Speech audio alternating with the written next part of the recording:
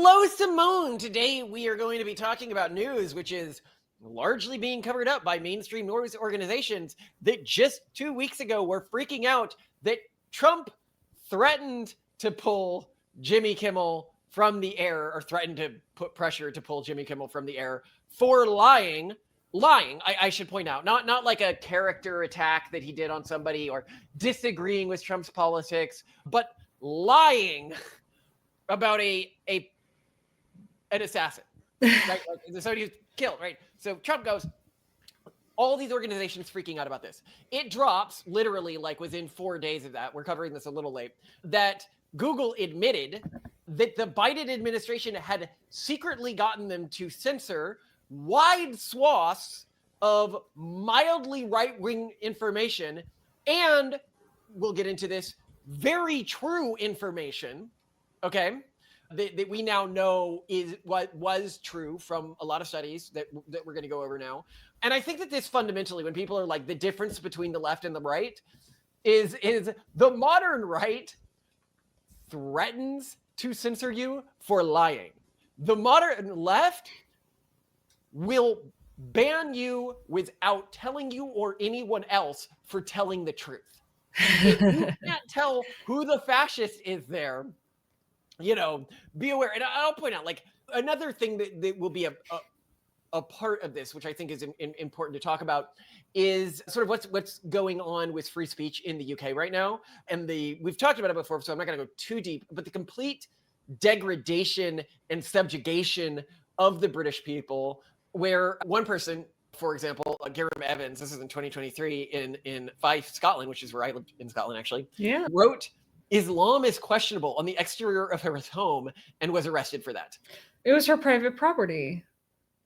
It was, and he didn't say Islam is evil. He said Islam is questionable. And basically the cops showed up and they go, "No, it's not in the UK." Now, the reason why this is important to note here is if you wrote that about Christianity, or if you wrote that about Judaism, you would not be arrested. And this is true sort of across the progressive sphere, which is there are classes of people that you are allowed to question and classes of people that you are not allowed to question. And I think through that, it's easy to form an alliance, which I think is why the Christian communities and the Jewish communities have come together so much recently, is like, hey, they want to get rid of you too? Maybe we have some overlapping interests at the moment. Lord. Yeah. Well, no, I mean, it matters like a lot to me that you literally can't write, and we'll go into other instances because he was released after being in jail for a while. But the point being is like that he was arrested at all for just saying, like, can you question Islam? Like, is this a thing that we're allowed to do in this society? And was very loudly told no. No. Free speech, I shouldn't say free. Speech in the UK is terrifying. It's not a free country anymore. It is a dictatorship. Well, I would say a totalitarian non-dictatorship, like a totalitarian sort of bureaucracy. That's even scarier. It both is restrictive, but also it doesn't get anything done. Like, what is worse than that? At least in China, they can, like, I'm just gonna put the freeway there, tough shit. But like, I'm just going to put the freeway there, tough. But then, in the UK, it's just everything's slowed down by the bureaucracy and you don't have the freedoms. Well, I want to point out here to people who are like, well, you're criticizing progressives for using the government. We'll go into how they use the government to ban these platforms, the types of things that were getting banned. You criticize progressives for doing this. Why do you want Trump to do the same sorts of things? And my answer is because they will not make it illegal if we do not also abuse it. That's the fact of it. When this came to the Supreme Court that the Biden administration had done this, despite people who had YouTube channels with millions of followers being shut down for saying things that were true, that they said no harm had come to anyone, and so it lost at the Supreme Court. The Supreme Court justices on the progressive side are not going to say that presidents shouldn't be able to bully people into, we can do it the ethical way and they can do it the unethical way. We can just say, hey, let's stop the people who are actively lying, right? If we don't do that, it never becomes illegal, because the left is like, but you see, the right always resists using this. Any thoughts on that point, by the way?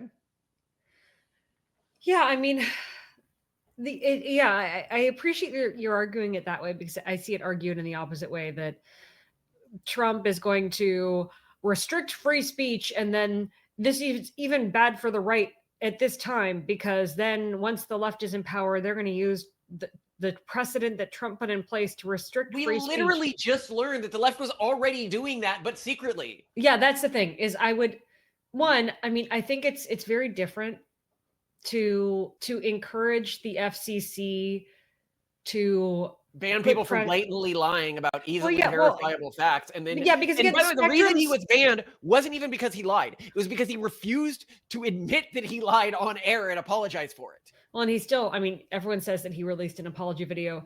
It was very heartfelt, but he didn't acknowledge the fact that he misrepresented the affiliation of the assassin, and that's also odd. But I think that It's not odd. It showed an unwillingness to accept reality or to communicate truth. well, again, I think that it's kind of, he has to, because eventually he knows he's going off conventional Yeah, he was mainstream gonna media be, air. His only audience after that is going to be extreme progressives. He can't do anything to alienate that audience. Like, it would be, I wouldn't, if I were him. It would be dumb. It doesn't matter. He can't concede that ground. So anyway, I don't care about that. It's logical what he's done, but the government can choose who gets spectrum, who gets allocated spectrum Yeah. in the United States, and they get to choose that it's for the public good. And if there is active misrepresentation of reality that is provable, I don't see that as being a problem. That's really, I don't care, especially with the internet. Do we really care that much who gets spectrum? I do see it as being a problem. Okay. I do see it as being a problem, but I think that the only way that you get it made illegal is by abusing it, because the left is already abusing these systems. So, and that's what we'll be going over documentation of. But it was worse though, because like the reason why you can't just say is free. Simone, the reason you can't say what you're saying is because the left, when they banned people for telling the truth, and we now have science showing that it was the truth, at the time, you mean we now have proof that happened? COVID experts saying that it wasn't true. Oh, so the problem is they determine what's true. They'll say, well, it is provably true that questioning trans identities gets trans people killed. Even though we know for a fact that's not true. We know that actually in the UK, when they banned access to this, unaliving rates did not go up within that community. And this is like we have a huge amount of data in this. So it's factually untrue. And yet they'll just say, well, it is true because I hired my gender expert, and this person says that, this thing about race, and we have our team of race experts, and we have our team of fat studies experts. You can't do that, but it's okay if you actually are doing it for what is true, to the point where the left feels they need to react by making it illegal. I think that Trump is doing this in the most ethical way a human can, which is antagonizing them over things that are actual lies. So that you can antagonize them into making laws around this that can pass bipartisanly, because I think that every Republican wants, or most sane Republicans don't want people to be able to do this. So to continue here, Google's letter, sorry, any other thing you wanted to say? No, go on. You sorry, I disagree with you. What's your rebuttal? Or do you agree? I mean, I wasn't disagreeing with you in the beginning. Well, no. But what you said was, if something is not true, you should be able to. Oh, no. Yeah, no. You make a fair point. As you were saying that, I was even thinking about the fact that someone on the left could actually say, no, Jimmy Kimmel wasn't at all wrong. This guy, Tyler Robinson, was MAGA. His parents were MAGA. He has a MAGA background, therefore he's MAGA. He wouldn't have. Had his parents not been MAGA, he wouldn't have grown up around gun culture and had the agency and ability to do what he did. Therefore, he's MAGA. That's the truth. So I now see what you're saying, and you're absolutely right that any side can bend the truth and shift. And the goal is to not do that as a side, right? Yes, correct. To actually try to, because eventually, if you are engaging with the truth, you end up winning, because you're going to make more sound decisions. In the same way that I can tell a leftist, if you don't have kids, because 9 out of 10 kids who are born to a leftist are left as adults, and 8 out of 10 kids who are born to a Republican are Republican as adults. If you don't have kids, leftists are going to disappear, and they can and yell at me, and I tell that to a Republican, they're like, yeah, that makes sense. We should probably have more kids, you know, because we're playing with real data here. Okay. Yeah. Yeah. But to continue, Google's letter explicitly acknowledged that Biden administration officials, quote, created a political atmosphere that sought to coerce, end quote, censorship, describing the pressure as quote unquote unacceptable. So let's get into what the Biden administration actually did to like get quotes of this. Because I've heard a lot of, oh, they pressured them. How did they pressure them? So in April 2021, basically Google, the White House came to Google and said, hey, you need to ban anybody who is questioning the effectiveness of vaccines, and anyone who is, and we'll get to this later, anyone who is sharing the quote unquote lab leak hypothesis, which we know is probably true, then Google said, but that's not against our terms and standards, and it's not against the rules that you gave us. And the Biden administration then said, basically, tough titties, like you have to ban them. I don't care. Yeah. So context, White House officials pushed YouTube to address quote unquote vaccine hesitancy more aggressively, including content that wasn't outright misinformation, but could quote unquote contribute to doubts. And this came amid Biden's public criticisms of platforms for not doing enough. And I'll note here again, like, well, we're going to be talking about this. I'm not mentioning the thing that we already know about from the Twitter files and from Facebook. The Biden administration forced tech companies to lie about Hunter Biden's laptop story and say it was a fake story when it turned out it was real. And they used the FBI to threaten companies into giving misinformation to people. That was pretty messed up. And there was a separate one where they didn't admit that the Trump Russia videos were like faked, that the FBI didn't actually believe in those, but that's like a separate thing. Quote, so this is a quote here. Are you guys doing anything with your product team to crack down on vaccine misinformation? If not, what could we be doing to help, end quote. They added that they wanted to discuss, quote, ways the White House and our COVID experts can partner in your product work, end quote. And I think that this was during that time period where like even saying the word COVID on YouTube would get a video like demonetized and banned. It's just absolutely totalitarian and weird, because like you're in the middle of a pandemic and you're not allowed to say the name of the pandemic on the number one, like, by the way, people it became our Voldemort, which was really interesting.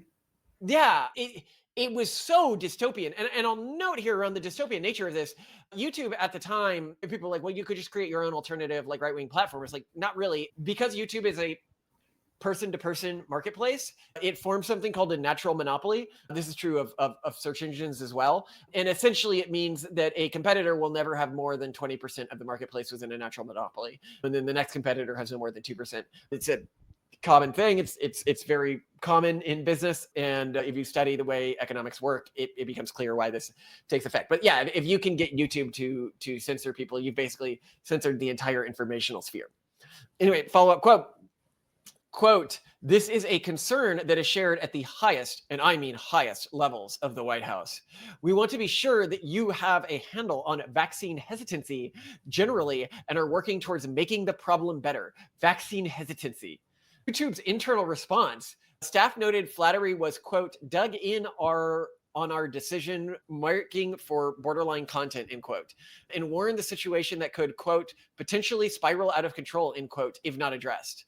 And so they ended up cracking down on true posts that could be seen as drawing questions around vaccines.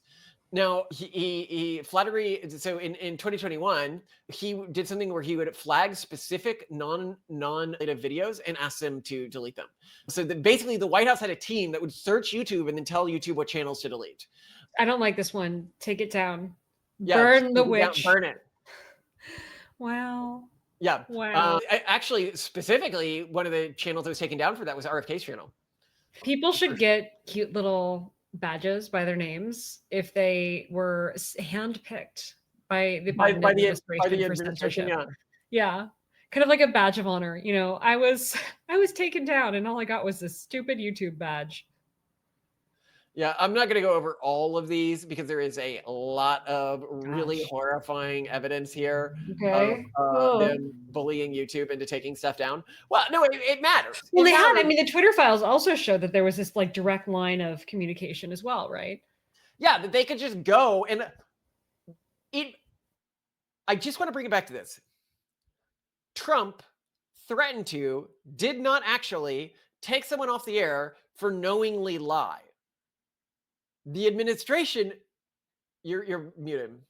But the best thing about it is that he was very public about it. That when he posts this stuff, Yeah. and it's not just this, it's also like his Justice Department pressuring and stuff. He like literally is posting messages on Truth Social and on X. But the point here being is that the left did not freak out when they saw that their own side had done this times a million. Well, without their knowledge, without anyone knowing, trying to hide it behind closed doors, without any oversight. And I'll note here, one of the things that would often get channels taken down, because I want to go into this, because this we actually have a lot of evidence on, was not just vaccine hesitancy, but the White House dumped this into vaccine hesitancy, was hesitancy around masks, wearing masks. Dun, dun, dun. Yeah, this was... Well, here's the problem with the whole masky thing. We now have a lot of evidence on masks.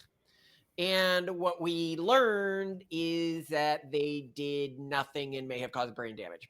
So let's get into masks, because a lot of people will point to, they'll go, oh, look at the studies where over the short term, they are reducing the spread of certain types of diseases. And it is true. Over the long term, it completely comes out in the wash because of the faster spread of immune response within a region. So because like you should have known this, if you're just slowing down the spread of a disease within a region, like eventually it's still going to spread throughout the region if it's a highly virulent disease, right? So Sweden avoided strict national mask mandates, relying on voluntary use and no lockdowns, while neighbors enforced them alongside schools closures and border controls. Okay. Sweden saw faster early spread, 2 to 3x higher per capita in the spring of 2020, but long-term excess mortality was comparable and not statistically worse. Yeah. So if you compare the deaths in Sweden per 100K between 2020 and 2022, you had around 158 in Sweden. In some cases, you had less, like in Norway, which had strict mandates and lockdowns, 129, but not a statistically meaningful number. And then if you look at Finland, you get significantly higher, and they had strict mandates and borders. So they had, compared to Sweden, which had nothing, 158, they had 228, despite strict mandates and border control. Yeah. And in the US states, you actually see something very similar. So if we compare the states, SDIA in Florida, what was that? South Dakota, I want to say Iowa and Florida, which had very loose mask measures, to states that had very strict ones, California, New York, and Hawaii, you actually see almost exactly the same death rate, which was 350 to 400. And then, but in the latter states, people didn't have to see each other's ugly faces. Higher death rates in California, New York, and Hawaii, 300 to 450. So about, yeah. So now note here that these are more urban states, which obviously accounts for something, but sure. It didn't work the way they said it would. Thoughts before I go further here? Yeah, I mean, I'm glad you're bringing this up, just because I think we forget it so easily. It was such a weird year. We just kind of write it off. Yeah, it's like the left thought they had an opportunity to go dictatorial, and they just effing ran with it. Well, and I think Trump was president for the beginning of this whole thing. Yeah, but he didn't implement these. Do you remember when Trump wanted to implement flight restrictions to China, and he was called like a racist? He called it the China virus because it was the Kung flu, Simone. The Kung flu? Did he actually say Kung flu? Oh yeah, he called it. Why the didn't Kung that flu. catch on? Oh, it did catch on with conservatives, but you'd be banned from saying it from leftist circles. Oh boy, the Kung flu. That is such a great term. Anyway, so, and I think Nancy Pelosi, like mainstream Democrats, was one of the ones who called him racist for attempting to prevent the spread early on. But he didn't implement the really dictatorial measures that the leftists did. Like, you know, as we talk about in Tim Walt's state, they had a system where you were locked down in your home and the snitch system snitch on you to go to jail. Like that is great up. Like crazy. That is crazy. And I think that this is when a lot of people switched to the right. Like they were like right curious, and then like the COVID stuff happened, and they were like, oh, you guys are nanners. Like now I know what you do when we give you an ounce of power. This is not good. Yeah. But anyway, I also wanted to talk about the brain damage stuff, because this is something that's like on the edge, but I think that there's enough evidence to be like, probably, given how much the left doesn't want this to be the case. So a 2023 scoping review speculated chronic low level CO2, even within the 0.3 range, which is what you get with masks, could cause stillbirths, cognitive delays based on animal and submarine data, but it's circumstantial and no human trials were ever created. What I read about this though is that it was like very uniquely contraindicated for pregnant women. Just super not safe. And I was pregnant during this process. Very not safe to do. No. And any doctor would tell you that you cannot wear, because you're recirculating CO2, which is not good. It's not the way you're supposed to be. Like your biology evolved the way it did for a reason, right? Yeah. We don't have big flaps of skin in front of our faces for a reason, even though sometimes we end up swallowing a bug. Yes, you could. There'd be many benefits to having a giant flap in front of your face. Biology didn't make us that way. It did not. Yeah. It's so weird. It's so weird. So a 2021 BMC study, now this was a small one on only 11 adults, noted CO2 exceeding 8-hour NOSI limits under K9 95s, but they said below short-term ones, no health effects observed, but again, 11 participants. There was a 2021 study by JAMA Pediatrics on 45 children, which found CO2 rises to 13 to 14,000 ppm under surgical FFP2 masks, which would cause long-term brain damage. But it was quote unquote retracted for dangerous claims. And now I'll know, if you're in the middle of a COVID panic and you're like, this guy's pointing out that this could cause problems, and you still don't know, like it hasn't been proven yet that the anti-maskers were right all along, you are going to push to get something like that retracted. Oh, and we know people personally who did peer-reviewed research on mask efficacy during the pandemic, and they tried a broad variety of different homespun materials, because remember also at the time we were supposed to save medical grade N95 masks for medical professionals because they were in short supply. So people are encouraged to make their own masks. They were largely made out of cotton and whatnot. And what our friend was doing is looking at a broad array of different materials to figure out what actually would filter out virus particles, including at one point, this person sent me a hilarious picture of pantyhose over their head.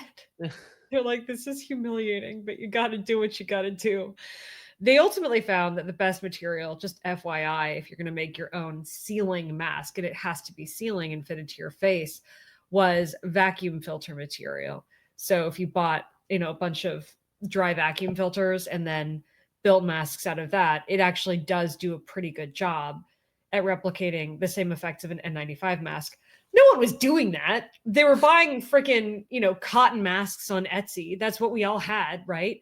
So not only were you recirculating carbon dioxide, you were not effectively protecting yourself or other people, quite frankly. Well, you did slow the spread a bit with a mask. It just didn't affect long-term. Yeah, sure, because if you're coughing or sneezing, it's not going to go as far. I mean, it does help.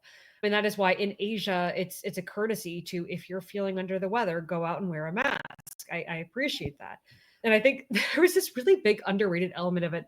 This circulated a lot in leftist circles during the pandemic of like people actually not enjoying not showing their faces because they were ugly, and everyone looked slightly more attractive when wearing a mask because you just couldn't, you just imagine kind of like how AI just makes more attractive faces. And this was a big problem for me because my beauty is like the way I get by in society. Yeah, well, and what we were during the pandemic as a mask, I should try to find some photos so I can send it to you for the podcast.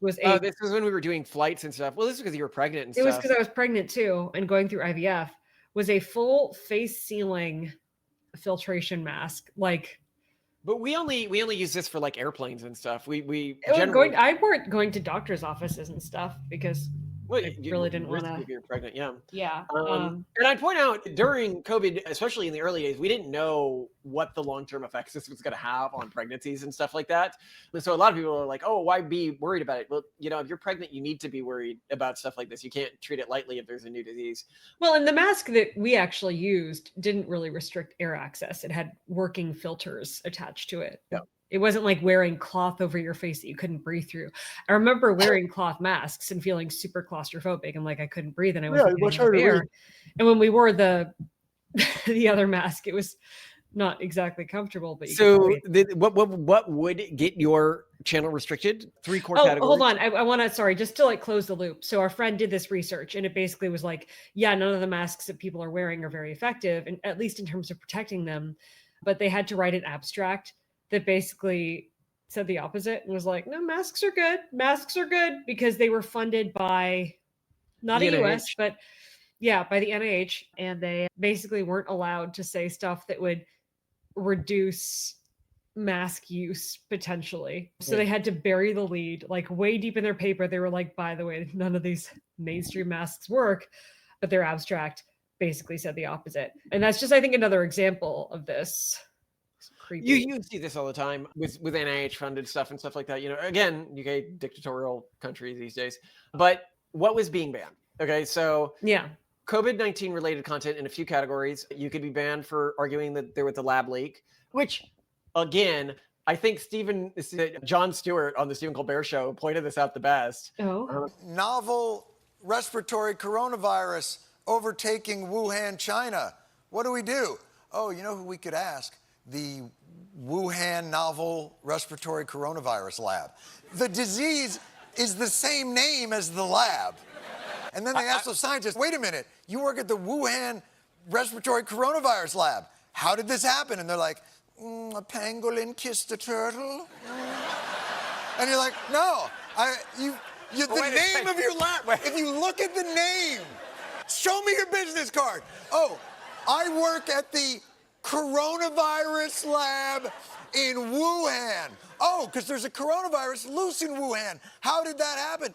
Maybe a bat flew into the cloaca of a turkey, and now we all have coronavirus. Like, come, wait a second. What about this? What about this? Listen to this. Wait a second. All right. John. Oh my God. There's been an outbreak of chocolatey goodness near Hershey, Pennsylvania. What do you think happened? Like, oh, I don't know. Maybe a steam shovel mated with a cocoa bean. Or it's the chocolate factory. Maybe that's it. That could very well be. And Anthony Fauci and Francis Collins at NIH have said, like, it should definitely be investigated. Don't stop with the logic and people and things. The name of the disease. Wait a second. The building. Wait a second. But it could be possible. You could be right. It could be possible that they have the lab in Wuhan to study the novel coronavirus diseases because of the bat population there. I understand. It's the only place to find bats. Austin, Texas has thousands of them that fly out of a cave every night. Is there a coronavirus, an Austin coronavirus? No, it doesn't seem to be an Austin coronavirus. And Colbert is like freaking out because he's gone so woke he can't even like deal with the questioning. Oh boy. And why? Why even were they restricting that? Oh yeah, because then we would have found out that Fauci had played a role in funding that, and Mr. Fauci would have gotten in big trouble. So they're also like actively were trying to destroy people's careers to cover their tracks on the role that they played in starting all of this. Yeah. Now, the next thing that they were banning people for was 2020 election-related claims, content challenging election fraud, irregularities, or challenging official narratives. And this was really horrifying, I think, in retrospect, because it was a conversation that we weren't allowed to have publicly. And I think because we never had that conversation, people, like even broadly educated people I'm aware of, do not know how fishy that election was when you actually go over the data. And I don't know if I'm gonna have to cut this out because it used to be this was the thing. Like I could talk about murdering someone on the street and YouTube wouldn't restrict me. But if I mentioned, I'm showing you numbers here, you American who lived through 2 election cycles, you see this line on this graph, right? This is the line of Democratic voters for every election cycle recently. It is about the same with small differences, all right? Except in 1 year, in the 2020 election. If the data is correct, it means that Joe Biden was a dramatically more, and I'm not talking about in relation to Trump, I'm talking about in an absolute getting voters out level, dramatically more popular than Obama. Yeah. which is if Joe you Biden. if Biden is Yeah. dramatically more popular than Obama. Okay. Yeah. That's That if you lived through both of those election cycles, you'd just be like, that is completely implausible. yeah. I mean, for those of you outside America, when Obama was running, he felt like the new Kennedy. He felt so new and exciting. I was in Washington, D.C., just a few blocks from the White House when he was elected, when the results were called in. People flooded into the streets. I was in Scotland for an all night until like 5 a.m., like election watching party. It was wild. This did not happen with Biden. This was not a thing with Biden. And people joked about this in like 30 Rock. There's a scene where, for the second Obama election, just not that many people show up to the party and goes, I thought it was going to be magical like the first one again. South Park did a thing on it as well, Really? people destroying cars and everything and all excited over Obama winning. It is one of those things where if you lived through it, you don't need anything. But people are like, well, but mail-in voting. And it's like, well, if mail-in voting caused something like 18% more people to vote than in other election cycles, because there was mail-in voting in the next election cycle, and you were back down to the normal number of votes. How did that happen if it was mail-in voting, right? And people are like, well, mail-in voting and COVID led to, dramatically more people voting. Then that's still suspicious, right? Like, why were so many more people voting than apparently had ever voted before or were going to vote again in American history? A little odd. Yeah, a little Just a odd. bit. A little Tiny odd, bit. yeah. Yeah. And that's something that like a reasonable person should be asking. I think that there are potential explanations. Like it could be that COVID really did cause that big of an effect. Enough people weren't working at the time or something that it allowed more people to go to the polls. Could be. Maybe, but we didn't see it in the midterms. It also had people not working, so probably not. But it's something that like you should have been able to talk about, right? Yeah. And it felt very much like one of those countries where an election is rigged, and then anybody who mentions that the election is rigged gets immediately pulled from the air and assassinated. Yeah. That's sort of what it felt like. Also, they were banning things for broader political speech. Accounts promoting conservative or dissenting viewpoints on government policies with the Biden administration reportedly pressured Google to remove lawful content to align with their goals and winning elections. Okay. Wow. So to go over some of these, Dan Bungalow, he was banned in January 2022. His channel had 2.5 million subscribers, and he was banned for questioning mask efficacy. Oh boy. Not extreme right-wing content or anything like that. Just questioning mask efficacy. A 2.5 million subscriber. That's not like one guy's full-time job in life work. That's a lot of people's full-time. Well, and how many viewers did the Jimmy Kimmel show have that were It regular? had less. It had an average viewer of 1.6. So like that's also an important point. When it was banned. So he touches fewer people than this guy touched. Yeah. If you're talking about like who is doing more substantive bans in terms of affecting the public, but it wasn't like that was done in isolation. Steve Bannon was also suspended. Like mainstream political figures. Oh, Malcolm, President Trump, the sitting president was banned on X. Well, no, that was not X yet. On Twitter. That, I mean, enough said. Kennedy's channel was banned. Yeah, but Malcolm, the president of the United States, like this is what Trump was banned as the sitting president by a platform, not by an alternate administration working in secret. That's very different, Simone. Yeah. I mean, you can say the gall of banning a sitting president from your platform to try to lower his Well, rating. I mean, to your point, if there's a natural monopoly and that's where the people are, and the people should probably know what the leader of a major country is up to. If you look at Sebastian Gorkrak, a national security commentator, he was banned in 2021 for talking about mail-in ballot issues, and the mail-in voting concerns that he brought up were specifically on post-election audits, talking about procedural flaws, signature mismatches. So he was that thing. Fraud. He was talking about like a factual reports on errors in the voting, and it got his channel banned. If we're talking about that guy, his podcast was around 230,000. Steve Bannon was 200 to 300,000. If you talk about the RFK thing, is around 300,000. These are subscriber numbers. So, you know, significantly more it's sort of an aggregate than anything that you're getting with late night hosts or anything like this. And this was all done in secret.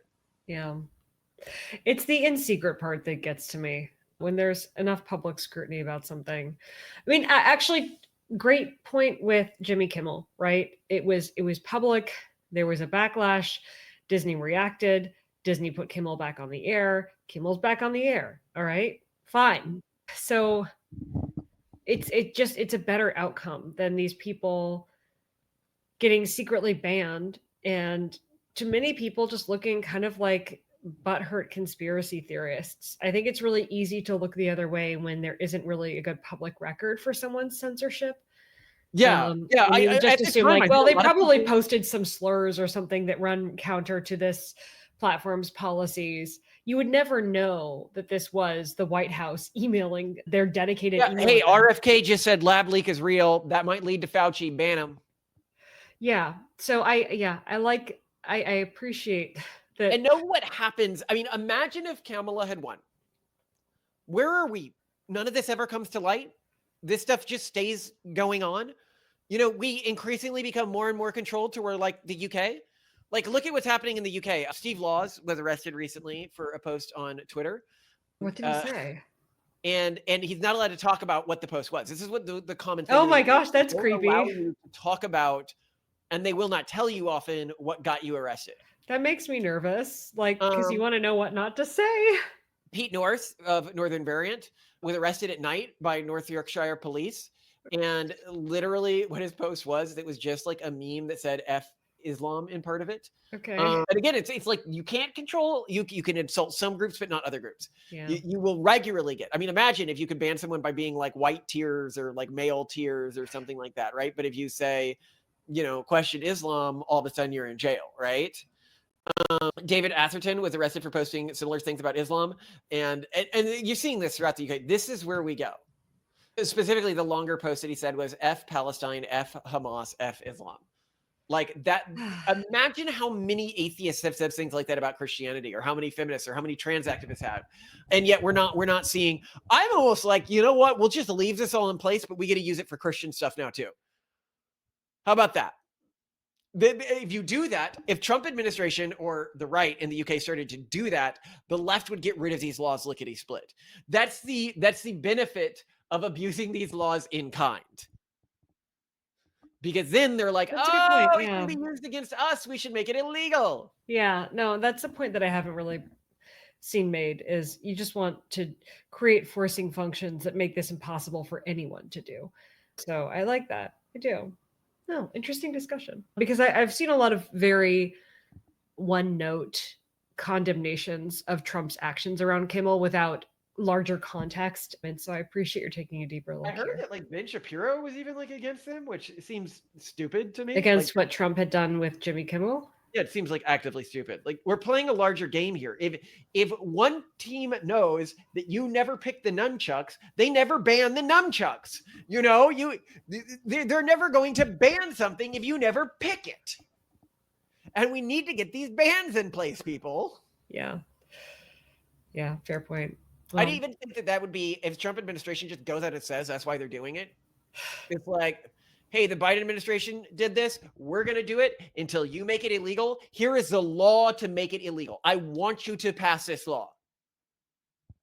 That would be balls out. I would do that if I was president. That's why you guys need to get on this. All right. I mean, it is weird how close we came to like a really horrific timeline. When everybody's like, yeah, how do you see the Democrats as the totalitarian ones? And it's like, this and your guys' reaction to Jimmy Kimmel versus this, which has been crickets. And we want to avoid becoming the UK, also, basically. Yeah, and it shows when they do these reactions, like, what about free speech? They do not care about free speech. They care about controlling you. If you fall for this BS, you allow them to do that. Anyway, I am just so excited to be your husband. To be on this side politically is it's a wonderful party over here. They're all so nice. They are so nice compared to when I worked with leftist activists. Yeah, I appreciate the freedom of it and the fact that a lot of people can be in the same room and disagree, and that's okay. That's what I'm all about. So. Oh yeah, yeah. I mean that seems to define the modern right. Yeah. Is respectful disagreement amongst ourselves, and I really deeply appreciate that. And it's so different from the alternate, sort of flotilla disagreements and stuff like that. Yeah. Please excuse me. I'm sorry. Well, I think it's because when we disagree, we're looking for what's true. When I get in an argument with another right-leaning individual, I am not arguing over which truth we are going to impose upon people, regardless of its veracity. I'm trying to figure out and convince them that my beliefs are actually true. When you look at something like the blow up of the flotilla, where, the people march out because there's a gay person on board because they're Islamists, when they're debating with the gay person, they're not having like a debate over like, is gay okay? It's like, do we live in this reality or do we live in this reality? Because this is the reality I want to impose upon the population. Yeah. And we were only able to agree with each other and coexist because I pretended that you didn't have these views and you pretended I didn't have these views. Whereas in the right, like, I'm well aware of where we differ from Catholics. I'm well aware of where we differ from Jews, right? Like, I'm well aware. So what I also appreciate is that groups are willing to carry their own weight and tend to their own flocks. Whereas on the left, there's the expectation that everyone else is going to carry my special interest group and put their needs behind mine. Whereas there's not this expectation on the right that my religious group or ethnic group or cultural group is entitled to the support of every other group, whether or not they consent. That's another really big one for me is the entitlement is way lower. So it's good. Anyway, I love you. And tonight I was thinking maybe I could really quickly shred and cook down a small sub batch of the rendang, saute it, and then air fry it under mozzarella cheese. What do you think? Just to give it a try. I will try the meat, but I think it might be at the stage because it's been about a day since we started cooking it. Yeah. Where it is uniquely tough rather than uniquely soft. All right. We don't have to. But we'll see because it's a different cut. So because usually I use stew meat for this and I decided not to go a bit fancier this time. Somebody's saying, oh, Malcolm makes his wife cook for him. Oh, she's pregnant. I also make her make money for me. Okay. I'm the full. I bring nothing to this relationship. He's absolutely lying. He's absolutely lying. Alpha, in the middle of the night, who goes and gets the kids? It's Malcolm. When the kids need to get a doctor appointment or get picked up from school, it's Malcolm. On the weekends, who's playing with the kids all day? It's Malcolm. Gosh, don't throw me into the briar patch. Don't make me play with the kids on weekends. It's such a burden. It's such a dads pervasively call it babysitting when they watch kids because they think that it's like special when they do it. I thought about, as soon as we get an income source coming in, just going full time with childcare because I enjoy it so much. I thought about it too. It's because they're wonderful. Anyway, let's move on. Gotta go, but I love you very much. What's the next piece? Would you want to do one for? I already sent you a link. Okay, great.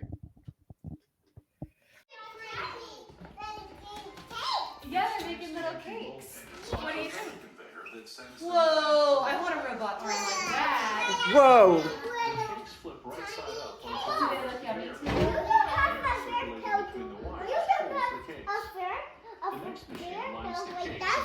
don't have a conveyor belt like that, do we? I want a conveyor belt.